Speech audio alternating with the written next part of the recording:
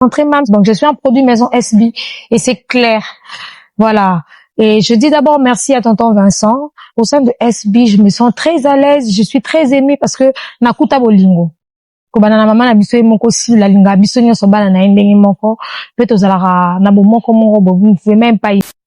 Maman Noémie balongo lié famille Libota yango raison bomonaka maman Noémie a tourné à l'issosoté. Bowela nini na ser na belle vie pour la famille Libota. Oui.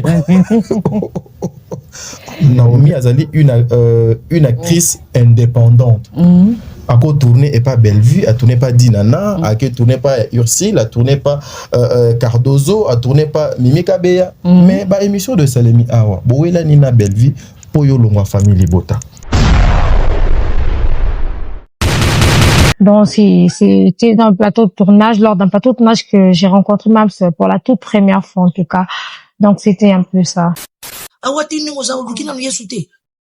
Mais difficulté yo zana balakila yo mabe na Sénégal o beze lo konini ancêtre na yo awa na mona ndinga ya malédiction kaka yo hein batu nyonso tu baza kozwa mais yo ezali kamnini hein Maleki na zuite na ko toleta na mosquée na binote te tu na mosquée te mosquée na sasa na lingwa una na sasa mosquée zate yo no mosquée zate awa ono wanga na mosquée na bino nzama ko pamulo ndengini ala na bino o wanga na mosquée signe ya mabe qu'est-ce qui ne va pas?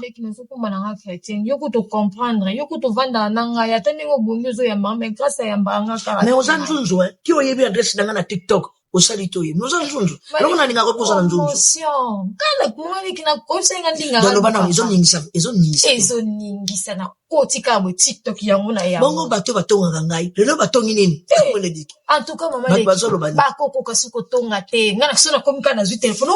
Omone babale bolo bakyawa. Bonde ngale ka komi. Maleki ngana zo se. Bakozwa mampala. Ta petite na bloco yo. Maleki izala no ngota mandamda. Zaka que Seigneur asalenga ngolu asalenga ngolu loko asalenga ngolu akobala asalinga pe ngolu ya kokoma maman. OK. Donc fallait na fanda penza na zwa temps na ngai. Très bien. Donc une absence nanga pendant une année et j'allais ka ponango. J'allais été na mon préféré kaka na mi bomba moi cache-toi. Oui na mukilango ndé mukilango yo sieti ça na préféré na mi bomba nan. OK.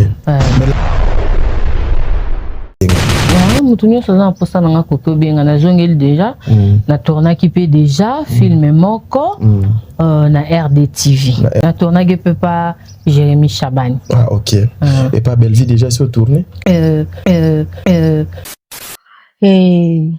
c'est vraiment une très belle expérience que j'ai eu à partager dans des différents plateaux de tournage des différentes séries en fait.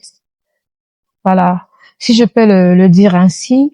Et ce sont vraiment des films qui ont quand même marqué la communauté congolaise et qui apporté beaucoup de leçons sur le plan social et tant je suis humaine.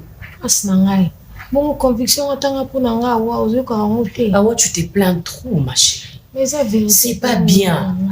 On se plaignait mingi na vie c'est quoi te poignini grâce tela ka esika to zala no esika to utiti yoso baloba ta so mutamati bo o mataka bendi ba o grâce yoso benda ngate nga wakabo na ola na ndako moko kuna sombule ebeta seke naza debu na matidi kola biloko grâce te kuna senga yo bongo 40 na changer sika quand on peut s'en ba 2000 nous avons conviction moto yebite na balabala conviction na pona nga camarade na yo so azali kana na bénédiction nga yo yebandi ngande malédiction dipamboli e yakate pour salisi moto famille na ezala na o alibanda moto yebi grâce na pona moto famille no te nande muninga no to yebana na télé grâce na sunga yo yango bosa na fait na maman na sila bisalo aboya ka yango 29 novembre le 29 novembre nini ezali na kati ya kini nini ezali na kati ya Congo tozana ne pas rater le 29 novembre.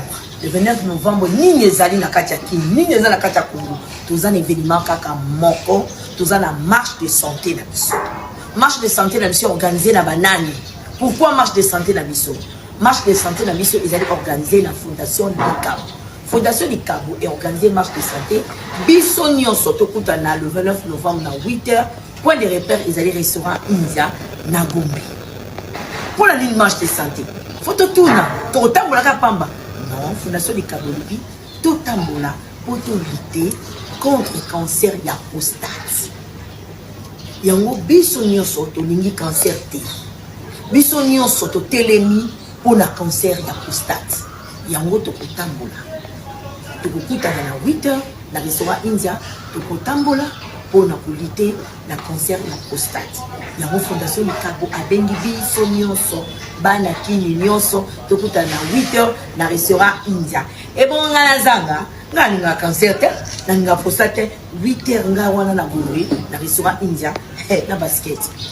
Côté na batunya so bazali bakuy Olanda ngai, c'est le vôtre Flavien Mwaba na bengisi bino na marche de santé Oyo Fondation Likabo ils ont organisé dénommé Novembre Bleu. Voilà, cette fois-ci on a Novembre Bleu. Voilà, marche wana ils ont aidé tout lutter contre cancer ya prostate. C'est 29 novembre tokuta na India, na restaurant India na Gombe na 8h. Donc à 8h bosa déjà wana point de départ eza wana tokuta na wana Dr Zatina mona ozala ko pesa ngeli donc batu nyonso pe baluka génico boya tokuta na to beta ngo t-shirt ezali na $10. Donc oza na besoin là ta t-shirt wana $10 ya pamba oza na t-shirt. Allez. Je vous aime. Bonjour, je suis Awa Priska. Comme vous le savez déjà très bien, Awa Priska, mère de famille, des enfants, 2 garçons et actrice congolaise, chantée. Je suis plus dans l'art, la peinture et tout qu'on sort, mais na plus na comment dirais-je na monde cinématographique que le lot toujours évolué Awa wana bongo na SB, voilà. Awa est une actrice, Awa c'est une femme ingénieure, Awa c'est juste une personne, voilà, si je peux dire comme ça. Awa est mère, comme je l'ai dit, mère de 2 garçons. Voilà, dans quelles circonstances j'ai eu à rencontrer Mams? J'ai rencontré Mams lors d'un plateau de tournage, lors d'un tournage d'un film, de la série plutôt Homme Parfait. Homme Parfait, ouais. Donc c'était dans le plateau de tournage, lors d'un plateau de tournage que j'ai rencontré Mams pour la toute première fois en tout cas. Donc c'était un peu ça. Donc j'ai rencontré Mams pour la toute première fois dans un plateau de tournage de la série Homme Parfait. Voilà, film El Bossona Joana SB, Ezabongo, Homme Parfait, devena outai ko mentionné en haut. C'est Homme Parfait des films El Bossona des peines qui évolue avec plusieurs films que je ne détiens pas le nom avec moi et c'est vraiment une très belle expérience que j'ai eu à partager dans des différents plateaux de tournage de des différentes séries, en fait. Voilà. Si je peux le dire ainsi. Et ce sont vraiment des films qui ont quand même marqué la communauté congolaise et qui apporté beaucoup de leçons sur le plan social et tant autre. Voilà. Éducatif aussi, si je peux me le permettre. Et pour dire ok, donc c'est un peu ça. Voilà. Si je suis produit maison SB, parce que c'est à travers SB que les gens m'ont découverte, hein. On doit être très franc, en fait. Ce qui est vrai, on travaille, mais on travaille où? Comment? Donc c'est chez SB que les gens m'ont découvert. Donc je suis un produit maison SB et c'est clair. Voilà. Et je dis d'abord merci à tonton Vincent et à Serge et à toutes ces personnes oyo basala que ngai lelo na kutana na Mams pena kuma mwana ndako. Voilà. Ezalaka un peu histoire moko to ba moi j'ai toujours des aka makambo nzambe azaka nzambe na bonzambe na e quoi, si je peux me permettre de dire. Au sein de SB, je me sens très à l'aise, je suis très aimée parce que nakuta bolingo ko bana na mama na biso moko si la linga biso nyoso bana na ndenge moko peut ozalaka na bomoko moko vous ne pouvez même pas imaginer. Voilà, c'est déjà beaucoup aujourd'hui dans ce monde où tozomona bolingo kana mbebo, maintenant on le vit en fait. Donc c'est déjà quelque chose en tout cas. Elle ne reste pas insensible devant nos pleurs. Donc c'est une mère, comme j'ai toujours l'habitude de le dire. Et merci à papa Vincent d'être ce tonton-là qui nous porte à cœur. Voilà. Merci à Papa Serge. Merci à toutes ces personnes-là qui me conseillent. Et je pourrais jamais dire, donc, n'a évité ça, merci, n'a aussi là, vis-à-vis à Mams,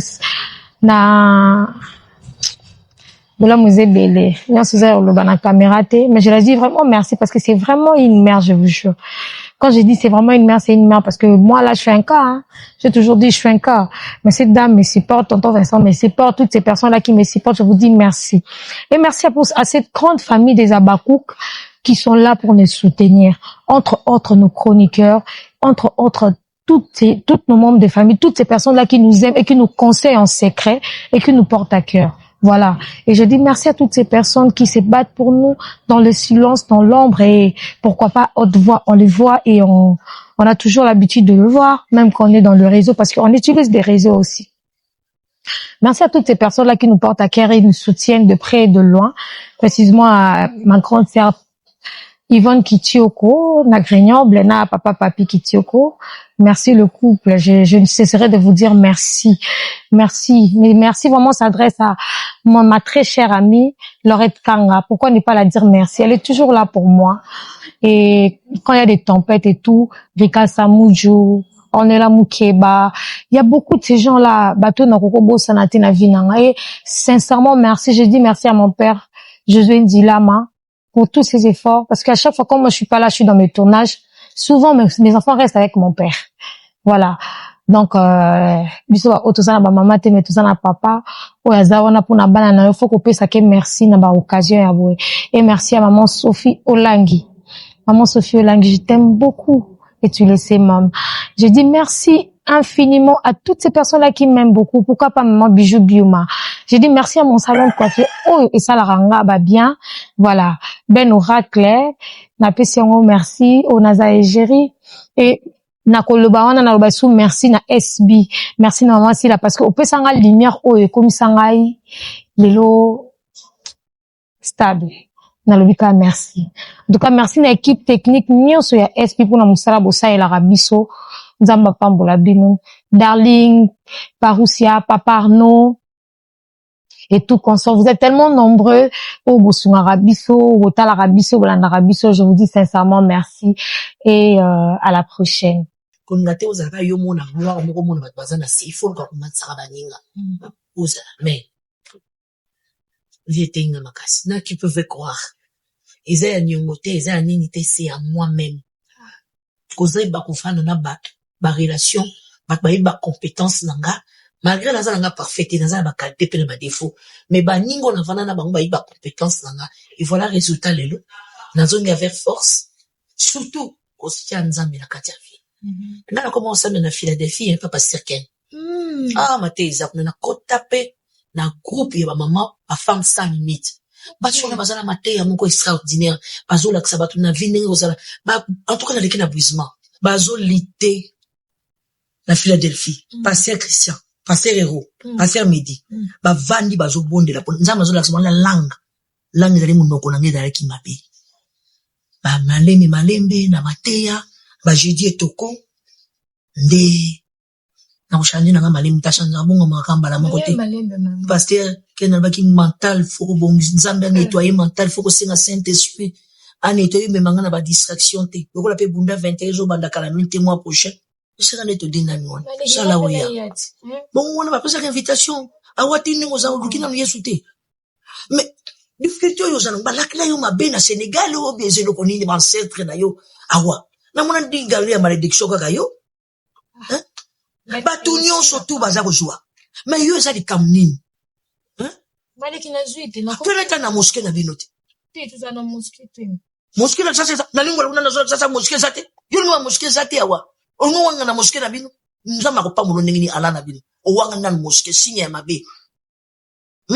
Qu'est-ce qui ne va pas? Qui ne faut pas mananga chrétien yoko to comprendre yoko to vanda nanga ya tani ngo bonyozo ya mama grâce ya mbanga kara mais ozanzunzo ki oyebi adresse nanga na TikTok osalito ye nous en junju alors na ninga reposa na junju emotion kana kumali kina kosenga ndinga dans le bana ils ont ningisa na kotika mo TikTok yango na ya bongo bato batonga ngai lelo batongi nini akole dit en tout cas mama ba koko kasuko tonga te ngana sona komika na zwi telephone omone mama bolo bakyawa bonde ngale ka komi malek ngazo se bakozwa mampala tapetsaki na biloko yo maleki ezala nango ta mandam maleki tika tina ye awawa pona kutanaki na belle-mère ya wazaki ya Grâce mama ka comment mwana epai nazobo epai bazosenga balimbisa me soni mtu ayininga koma mwana wana bon loba na yo ye mama makambo bonye mama nga bien akoma wa bonzo telenga na pesi na adresse nete menga wana milingi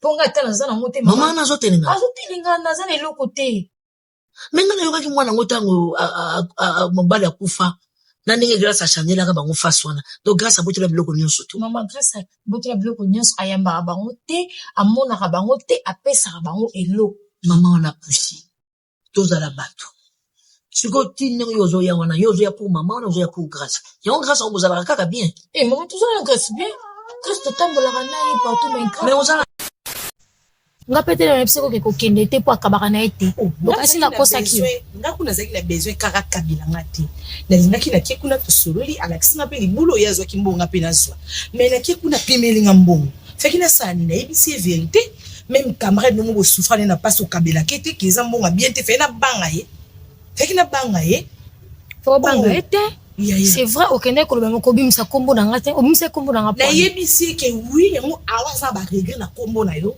aux camarades n'aient pas souffert mais tu n'arrives pas au kabele les fils qui t'ont moi qui a monté à ta faire fait qu'il n'a pas gagné est-ce que vous avez monté pas grâce fita c'est quoi ça n'a quoi ça Tunisa asa nga Tunisa ko le ko na kinoti ke lobi na feti akene na salo ba chenga periki le lota on a ke kuna bengi nga lobi na nga makambu na yo abiyo ke ko yebisa alliance boy na boy ngana biwi na suka na oba na kita ifoka longola nga periki na bi wana pa na komi liboma na vandi ifoka longola nga periki soka na kanisi na ndo pesa grâce ba 10 000 francs ba 20 000 francs na okele na ko telenga na hôpital na ko landa grâce na ko kabele ba mbongo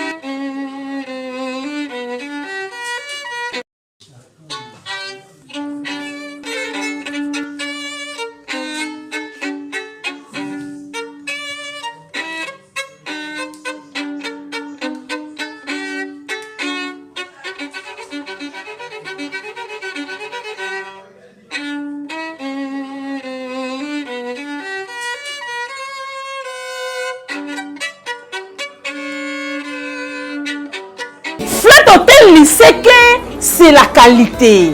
Flat Hotel, il sait que c'est la différence. Flat Hotel, il sait que c'est la supériorité.